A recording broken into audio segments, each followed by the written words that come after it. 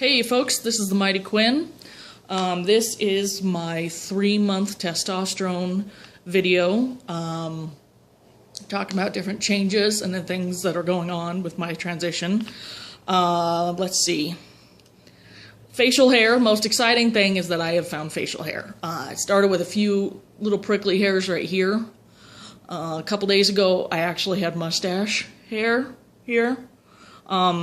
I asked a few cis guys how to get it to grow in thicker and coarser and that sort of thing, and they said shave it off. So you cannot see it right now. However, you really couldn't see it anyway because my hair is so transparent that it was pretty much see-through. I had to like shine 3 lights, cock my head to the right angle, and just barely get a glint of, yeah, nobody could see it. Nobody could see it, but it was there. It was there. So I'm looking forward to that. I'm gonna be on a week-long camping trip starting on Monday, a couple days from now. So it'll be really fun to get back and look in a mirror after a week. And you know, because every day I'm just like looking, you know, where's the hair? Where's the hair? So it'll be really fun to go like a whole week without looking in a mirror and see the difference, because it's just too tempting at home not to look. Less acne. You definitely can see. I mean, I still have, it's not completely gone. I still got some stuff back here that I've talked about. However, I think it's a lot better. It's a lot cleared up. I researched, and a lot of guys were talking about this African black soap, it's called, and it's literally like a black bar. It smells really good, though. It's like fruity and fantastic. And I've been washing my face and also my head because I've been getting more under my hair, which is a weird place that I did not get acne in first puberty, first of all. Strange. But so I've been actually just scrubbing the crap out of my whole head with this African black soap, and whether or not my hormones are balancing out or that soap is working, something's working. So that's awesome, you know, because you try not to feel self-conscious, but we're still human in the end. Oh, I was having some trouble sleeping, you know, in general, but I was trying to see if there was a pattern with the day that I give myself the shot, because I've been only doing the shots for about a month. I started with the gel and the patches. So I started tracking that, and it does seem like I do have trouble sleeping the day that I get the shot. So this last week I tried doing the shot in the morning. I was doing it at night because it was getting that really high euphoric sensation, and I did not feel like I should be working or making life decisions. But I didn't get that high feeling this time. So I have heard of a few guys, once they've been on it for a little bit, that they stopped getting that. So hopefully that will be going on. The biggest, hardest thing for me right now is muscle cramps. I am getting the worst muscle cramps. You know, I mean, you get growing pains when you're a teenager and stuff like that. And I knew that usually if I'm getting cramps when I'm working out, I'm not eating enough bananas. I pound water like it's going out of style. I think drink 3 big Nalgene's of water every day. And I even upped that a little bit more. I've been eating a banana every day for weeks now. Hasn't changed anything. And now I've been on magnesium, more than a day's dose of magnesium every single day, and I'm still getting the muscle cramps. So I hear it's a problem with other trans guys. There was a couple of nights that my feet and my legs below the knee were swollen. I did email my hormone doc because I know the risk of blood clots, and I've also seen a lot of blood clots taking care of patients. So I know what they look like, and it was concerning me. And sure enough, I got an email from her first thing in the morning that says, get down here. So I drove down to Denver on a whim, and she checked me out and made sure that it wasn't a blood clot, measuring my legs, digging around in there, things like that. So we both sighed relief at that one because, you know, blood clots could possibly mean no more testosterone. I know it means no more massage, which, sad day. Massage rules. That would not be okay. No. So yeah, they checked me out for that, and that wasn't an issue. She thought maybe salty foods, so I'm gonna have to try and watch what I eat, especially when I'm driving down to Denver. It's more than an hour away.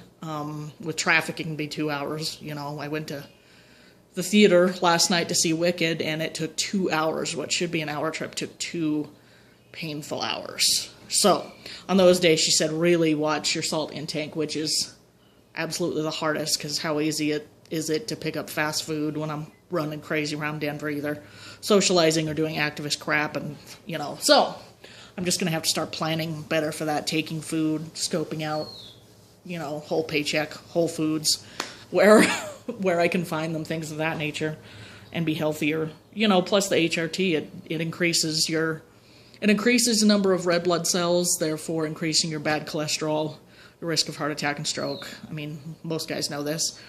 I did have one guy tell me that has a really high red blood cell count since being on TV. He gives blood on a regular basis to help that, which is fascinating to me.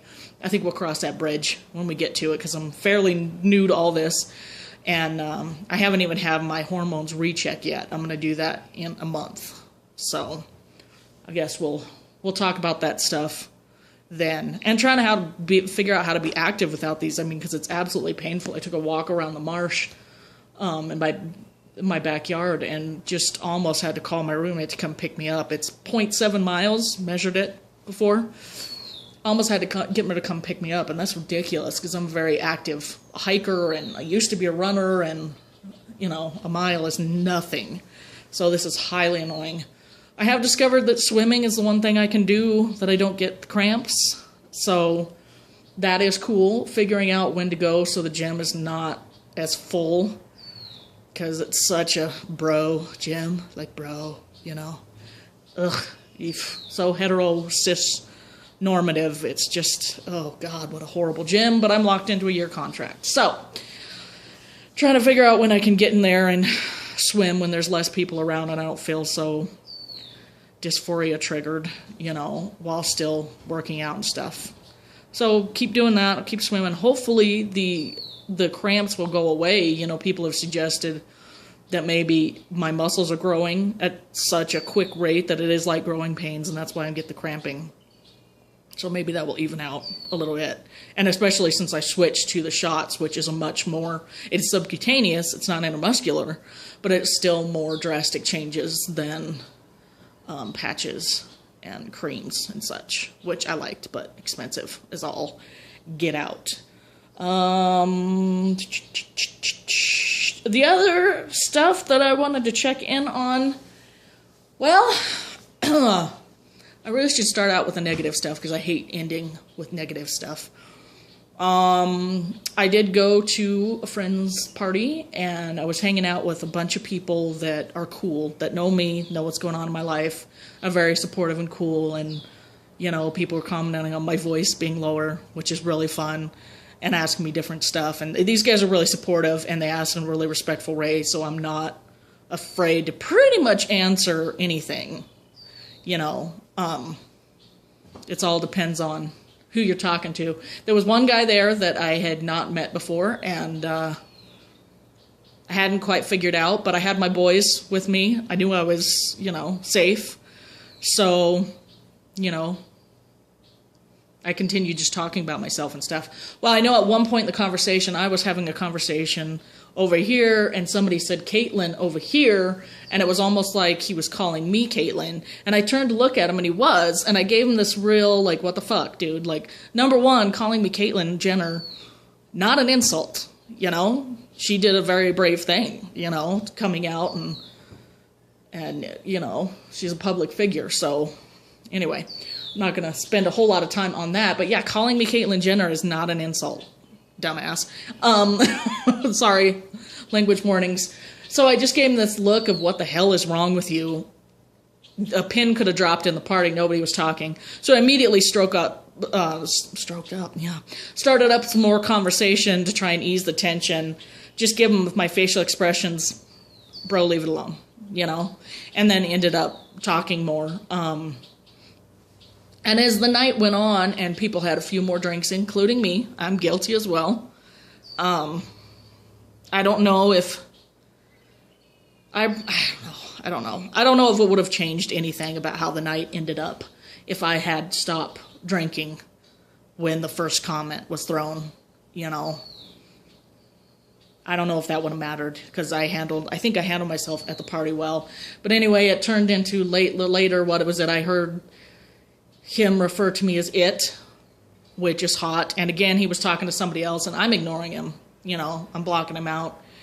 And a couple of the guys go to bed and then it's just me and him and like one other guy, and it starts getting in my face and kind of demanding what I have in my pants, air quote, what my genitalia is below my waist.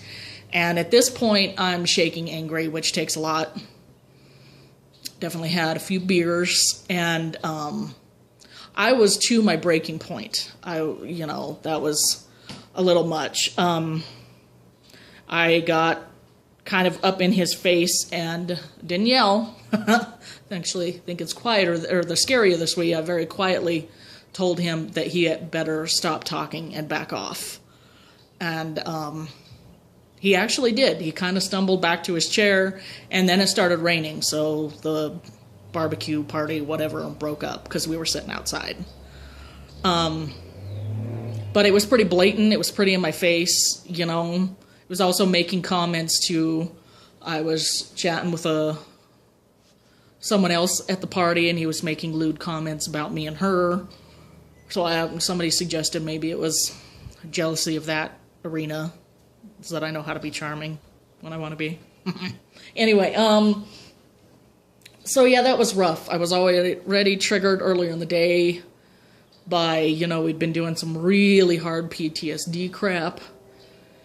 So I was already in a dark place. So, I wouldn't have drank.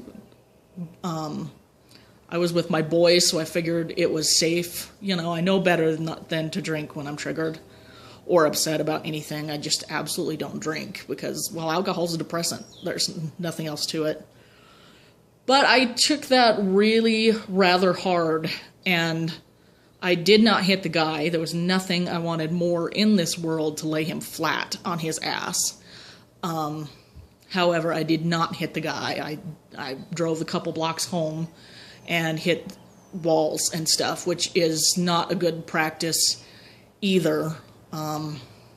But, beating up some guy is A, not going to teach him anything, and is B, going to do what for me? Have me go to jail and then try to figure out what side of the jail to put me on? I'm not doing that crap.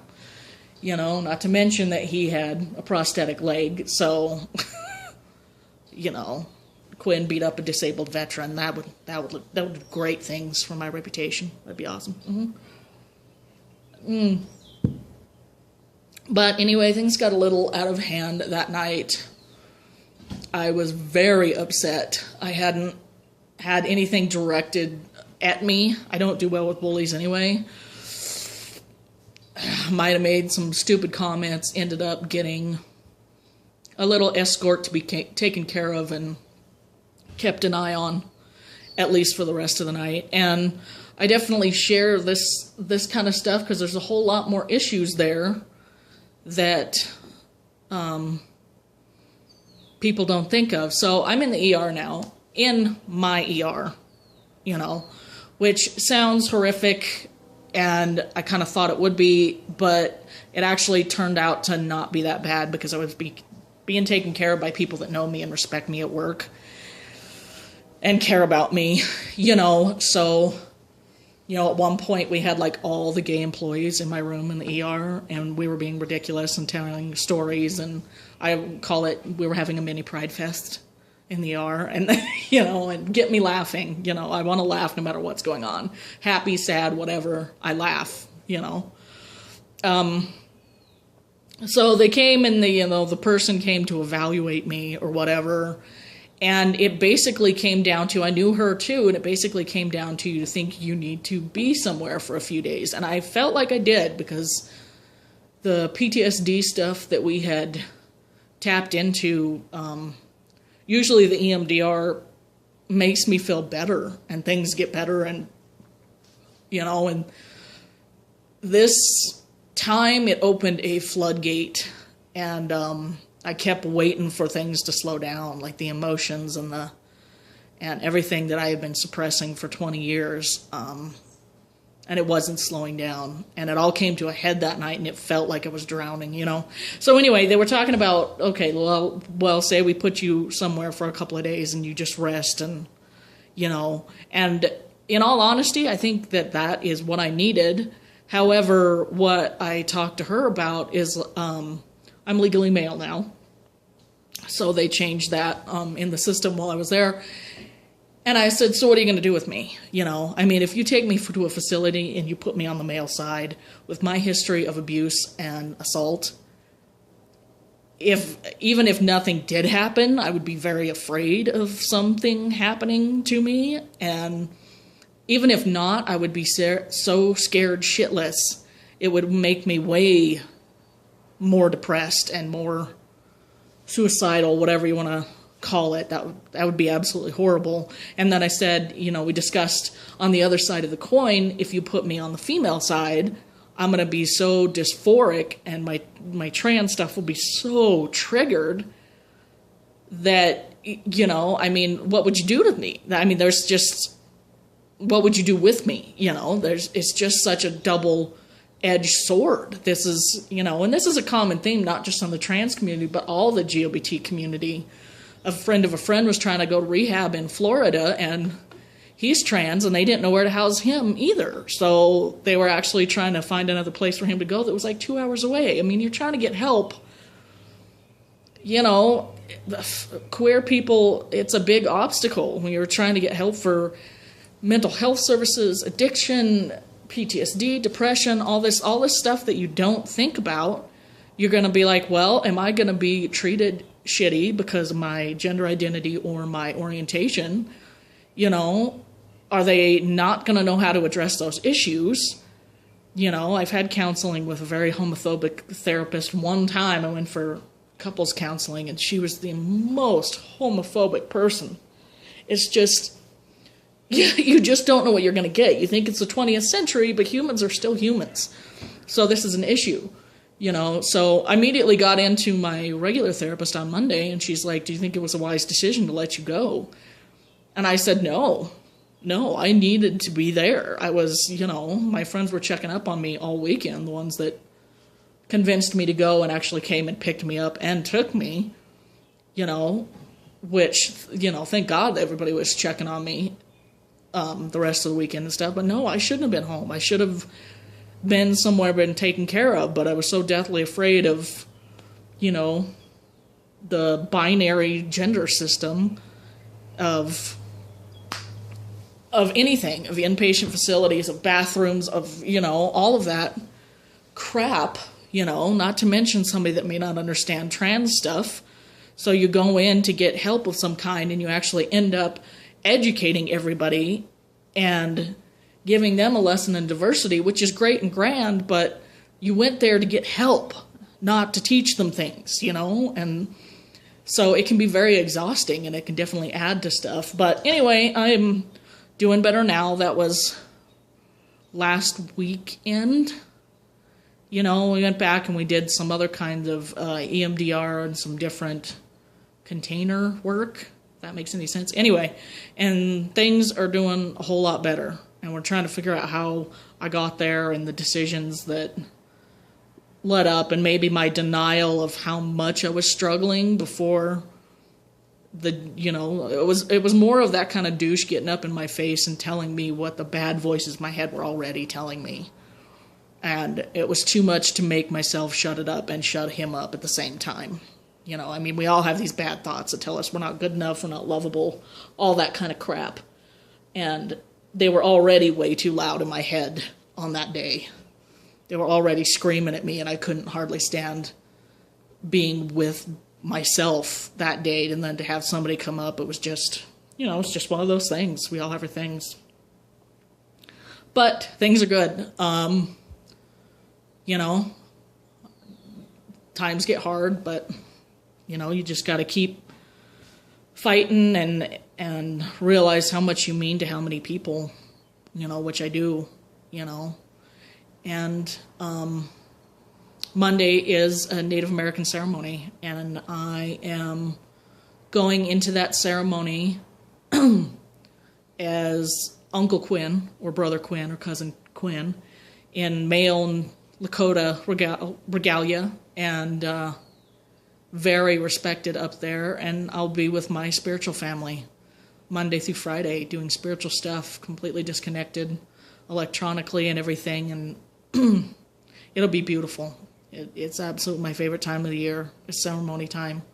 So, I did come off of kind of a low place, and if there is any place that it is safe to be vulnerable and do whatever you need to do to get healed, it is with these people. So I'm very grateful for all these folks.